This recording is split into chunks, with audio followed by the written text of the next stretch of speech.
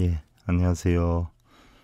세종시 전덕면 도장에 있는 관음산 자비정사 서길봉입니다.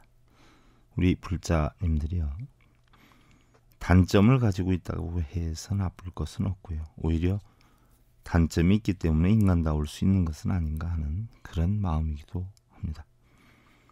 다만 겸손의 미덕을 갖추고요, 그것을 슬기롭게 극복하기 위해서 각고의 노력을 하는 사람들은요, 끝내 성공의 결실을 맺는다는 것인데요. 그러나 문제는 자신의 실수나 단점이 무엇인지 알지 못하는 사람들이 대부분이다라는 것이지요.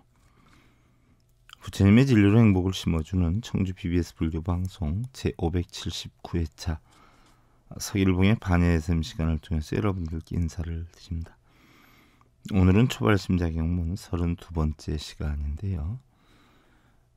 19번째로 여시구구하면 자연 정해 원명하여 견자심성하며 용효환비지하여 환도중생하여 자긴천 대복전 하리니 절수면제하다.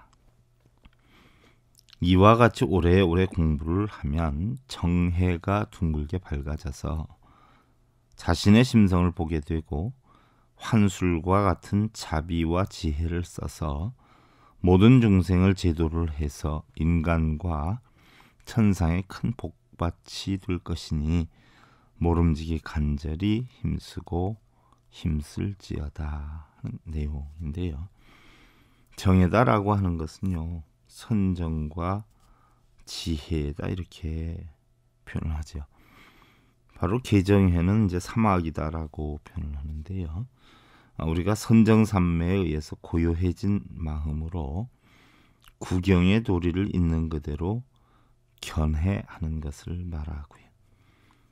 중생은 일반적으로 미혹의 세계에서 무명 생활을 해서 생사를 윤회하는 그러한 생명을 가르치며, 쉽게 얘기하면 중생은 인연에 의해 가지고 생을 받는 그런 윤회 중생을 이야기를 하는 것이고요. 또 때로는 불보살까지 포함시켜서 말하는 경우도 있는데요. 바로 대복전은 일체 중생이 부처님께 공양을 올리고 또 공경을 하고 부처님의 교훈을 따르다 보면 마치 농부가 밭에 씨를 뿌려 다음에 큰 수확을 올리는 것처럼 무량 대복을 얻기 때문에 부처님 일체 중생의 큰 복밭이 된다라고 이야기를 하는 것이에요. 부처님께서는요, 우리의 몸은 거품과 같아서 오래 있지 못하고 또 환술과 같아서 망상으로 생기고 꿈과 같아서 망견으로 생기며 그림자와 같아서 어변으로 생긴다. 그리고 우리 마음의 용은 흐르는 물과 같아서 생각의 생멸에서 잠시도 멈춤이 없고 바람과 같아 한순간에 찰나에 변하며 불꽃과 같아 때로는 일어나고 번개와 같아서 잠시도 멈추지 않고 원숭이가 나무가지에서 노는 것과 같고 화가가 가지가지에 빛을 그리는 것과 같으며 노예와 같아서 모든 번뇌에게 불리운다. 그리고 도둑과 같아서 공덕을 도둑질하며 돼지와 같아서 더러운 것을 좋아하고 벌과 같아서 맛있는 대로 모인다. 그러나 본성은 오는 것도 없고 가는 것도 없으며 하염도 없고 다름도 없으며 불성은 대상도 없고 소상도 없고 상중하에 차별도 없이 상주하고 변하지 아니하여 가장 승하다라고 하셨어요. 부처님이나 모든 성현들도요, 하루아침에 도를 이루게 된 것은 아니죠. 우리와 같은 한 인간이었는데요, 오랜 세월 동안 갈고 닦아서 이루어진 것이고요.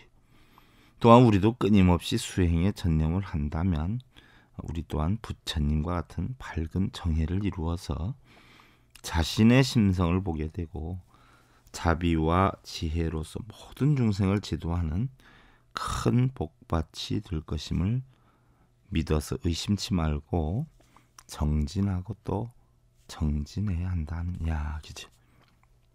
사실 우리가 깨달음을 얻는다는 것은요, 부처님의 진리로서 번뇌하고 걱정하고 탐내고 성내고 어리석은 이란 마음을 제거를 해서 마음의 지혜를 우리가 깨우치는 것을 우리가 깨우칩니다. 이렇게 표현을 하지요. 깨우침을 얻고자 하면 사실은 마음에서 얻어야 되는 것이죠. 우리가 행복하고 불행하고는 전부 어디에서 형성이 되느냐 하면요, 마음에서 형성이 된단 말이죠. 마음에서. 내가 예를 들어서 여러분들 돈을 가지고 행복을 추구한다라고 하면은요, 돈 들어오는 순간만 행복하게 될 것이고요. 또한 그 돈을 계속 오랫동안 사용할 수가 없게 되는 것이죠. 들어오면 나가야 되고 나가면 또 속상해해야 되고요. 그러니까 들어오면 좋아하고 나가면 속상해하다 보면 계속 좋고 나쁨이 반복이 되는데, 깨달음을 얻어서 열반을 얻으면요, 들어오고 나가면 자체가 없어요. 좋고 나쁨 자체가 없죠. 행복하고 불행함 자체도 없어요. 그래서 법구경에 보면 사랑하고 미워하는 마음을 갖지 말아라 하는 이야기예요. 사랑하면 좋아하고 미워하면 싫어할 것 같지만 냉정히 살펴보면요, 사랑의 그 이면에는 불행과 행복이 같이 존재한다는 이야기죠. 우리의 삶도요, 결국은 희로애락이 같이 존재를 하는 것이어요. 우리가 봄, 여름, 가을, 겨울이 있는데 항상 내가 좋다라고 해서 봄만 가질 수도 없는 거고요. 또 나는 가을이 좋다 해서 가을만 우리는 누릴 수도 없는 것이에요. 봄, 여름, 가을, 겨울이 계속 돌듯이 희로애락이 계속 도는 것이고요. 우리가 지옥악이 축생 인천수라 육도를 윤회를 하지만 냉정히 살펴보면은요, 부처님께서는 윤회를 하지 말고 바로 뭐예요? 해탈을 하라 이르셨지요. 아무리 좋은 곳인 천상락에 태어난다라고 하더라도요, 그 업력에 따라서 그 다음엔 뭐예요? 지옥이 될 수도 있고 악귀가 될 수도 있고 축생이 될 수 있다는 이야기죠. 그러니까 육도를 윤회하지 말고 부처님께서는 뭐예요? 모든 경계를 끊어서 해탈을 하라. 그게 바로 부처님 가르침의 핵입니다. 해탈이라고 해가지고 여러분들 선방이나 어떤 중요한 곳에서만 이루어진지 알고 있는 분들이 사실 적지 않은데요. 여러분들 가정에서 돈 걱정을 하고 있는데 돈이 해결이 됐다라고 하면 돈 해탈이 되는 것이고요. 배가 고픈데 누가 빵을 주어서 배고픔이 해결이 됐다라고 하면 결국 뭐예요? 음식 해탈이 되는 것이죠. 애기가 공부를 안 하고 말을 안 듣는데 갑자기 열심히 공부를 해야 되겠다라고 마음을 고쳐잡고 공부를 한다면 뭐 자식이 해탈이 되는 것이고요. 학생 해탈이 되는 것이죠. 바로 내 마음속에 있는 걱정이나 근심이나 번뇌가 소멸되는 그 자체를 우리는 해탈이라고 하고요. 좀 더 학문적으로 살펴보면 눈, 귀, 코, 혀, 몸뜻에 끄달려 다니지 않는 것을 우리는 해탈이다 이렇게 표현을 하는 것이에요. 그리고 우리 삶에서 긍정적으로 살고 부정적으로 사느냐에 따라서 우리는 기쁨을 누리기도 하고 괴로움을 누리기도 하는데요.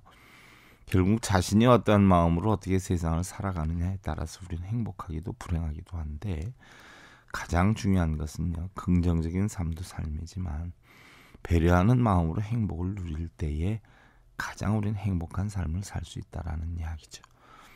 옛날에 원탄산이다라고 하는 거린이 있었지 않았어요? 그런데 맨날 한탄만 하고 사는 거예요. 내 팔자가 왜 이래서.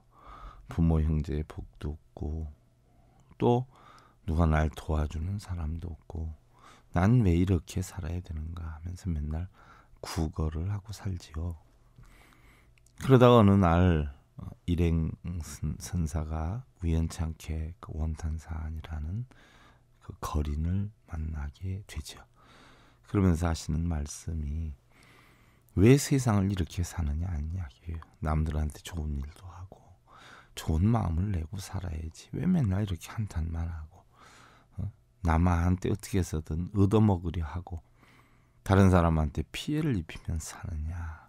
그랬더니 원탄산이 가는 이야기가, 나도 여건이 되고 능력이 되면 잘 살고 남한테 나누어주는 삶을 살고 싶지, 나라고 흔들 못 살고 남한테 배려 안 하고 싶은 마음이 있는 것은 아닙니다 라고 얘기를 했더니 스님께서 뭐라 그러세요? 꼭 우리는 가지고 있어야 남을 위해 살 수 있는 건 아니다. 그대가 가지고 있는 눈으로 뭐예요?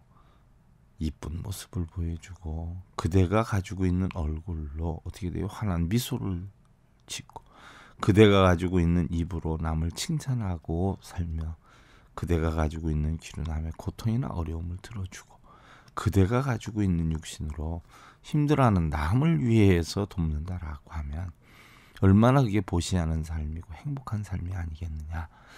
이런 얘기를 해니 가만히 들어보니까 원탄산이가 그것도 그럴듯하단 말이에요. 그러는데 마침 웬 노인이 힘들게 짐을 들고선 다리를 쩔룩쩔룩하면서 지나가는 거예요. 원탄산이가 스님께서 하셨던 말을 가만히 되뇌이고 있다가 쏜살같이 쫓아가지요. 그 노인한테 가서 환하게 웃으면서 어르신 괜찮다면 이 짐을 제가 들어다 드리도록 하겠습니다. 그러죠. 그 젊은 사람이 보기보다도 굉장히 친절하구만. 그래주면 고맙지 한단 말이에요. 그래서 그 짐을 들고 노인을 부축하면서 한참 가다 보니까 노인이 자네는 집이 어딘가 하는 거예요. 집이 없습니다. 거린으로 이렇게 살고 있어요. 엄청 친절하고 착한데 어떻게 거린으로 살고 있는가. 정보하면 내가 자네 하루 밥 세끼는 충분히 보장해 줄 테니까 나 따라가서 우리 집에 가서 나 좀 도와줄 수 있겠는가 한단 말이에요. 원탄산이가 밥 얻어먹는 것도 엄청 힘든데 얼마나 잘된 일이에요. 대번 미소를 짓고 짐 한번 들어주다가 취직이 되죠. 그 집에 머슴이 돼요. 머슴이 되어서 아주 열심히 살다 보니까 너무너무 착하고 긍정적이고 신통한 거예요. 그러다 보니까 영감마님이 머슴의 뭐예요? 대장을 만들어줘요. 책임자를 만들어줘요. 그래서 머슴들을 관리하고 이렇게 지내는데 빈틈없이 일을 잘하고 부지런하고 하다 보니까 나중에는 그 영감님이 마침 내가 아들이 없는데 자네가 내 수양 아들이 되어주지 않겠나 해서 결국은 그 양반 집에 수양 아들이 된단 말이죠. 수양 아들이 되다 보니까 어떻게 돼요? 머슴을 관리하는 일도 그만두고 뭐예요? 공부를 하게 되지요. 공부를 하게 되다 보니까 그 집에 수양 아들로서 당당히 아들로서 결혼을 시켜주게 되죠. 그래서 양반집 규수를 만나게 되고 그 양반집 규수가 이 원탄산이 공부를 가르치게 됩니다. 해가지고 열심히 공부를 하고 아들 된 노릇도 잘하고 또한 머슴이나 이런 사람들 윗사람 아랫사람들 두루두루 널리 잘 살피게 되다 보니까 어느새 과거 시험에도 합격이 되고요. 선비가 되게 되죠. 바로 우리는요. 남한테 빌거나 매달리거나 부탁하는 삶을 산다라고 하면은 거지의 삶을 면할 수밖에 없는 것이고요. 뭔가 남에게 배려하고 뭔가 남한테 베풀어주고 뭔가 내가 힘이 되어서 다른 사람을 즐겁게 해줄 수 있는 이러한 삶을 살다 보면은 당연히 과거가 급지 않은 선비와 같은 삶이 되는 것이죠. 그래서 우리 불교에서도 보면은 여러분들에게 절에 가서 뭘 이루게 해달라고 빌고 매달리고 부탁하는 사람은요. 결국은 그게 습성이 되어서 거지 습성이 몸에 배어가지고 거지뿐이 될 수밖에 없고요. 뭘 해달라, 이렇게 해달라, 저렇게 해달라. 결국은 거지의 모습을 벗어날 수가 없다는 이야기예요. 그러나 작은 것 하나라도 남한테 배려할 수 있는 삶, 뭔가 베풀어 줄 수 있는 삶을 살고 다른 사람의 어려움이나 힘든 것을 덜어줄 수 있는 마음의 자세를 지니고 산다 하면 바로 보살의 삶이 되는 것이고 그것이 바로 뭐예요? 부처의 삶이 된다는 이야기죠. 바로 불보살님이 중생의 고통을 벗는 방법을 가르쳐 주신 그런 것과 같이 우리 역시 부처님의 진리를 배워서 중생들의 고통을 뭐예요?